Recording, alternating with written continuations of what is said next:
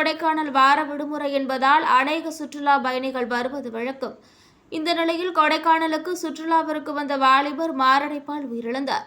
உசிலம்பட்டி அருகே கே. பாறைப்பட்டி என்னும் ஊரில் வசிக்கும் பிரகாஷ்ராஜ் என்பவர் தன்னுடைய நண்பர்கள் 5 பேருடன் இருசக்கர வாகனத்தில் கொடைக்கானலுக்கு இன்று காலை 7 மணியளவில் சுற்றுலாவிற்கு வந்துள்ளனர்.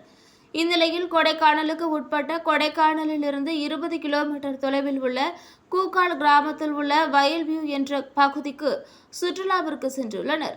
அப்பொழுது மலைப்பகுதியில் ஏறும்பொழுது பிரகாஷ்ராஜ் என்பவருக்கு நெஞ்சுவலி ஏற்பட்டுள்ளது. உடனிருந்த நண்பர்கள் 108 அவசர அழைப்புக்கு தொடர்பு கொண்டு 108 ஆம்புலன்ஸ் வரவழைத்து உள்ளனர்.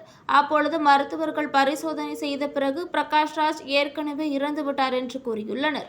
தனியார் அமரையர் ஊர்தியின் மூலம் கொடைக்கானல் அரசு மருத்துவமனைக்கு பிரகாஷ்ராஜின் உடலை கொண்டு வரப்பட்டது. இந்த சம்பவம் அறிந்து கொடைக்கானல் காவல்துறையினர் அரசு மருத்துவமனைக்கு வந்தனர். காவல்துறையினர் வழக்கு பதிவு செய்து விசாரணையில் ஈடுபட்டுள்ளனர்.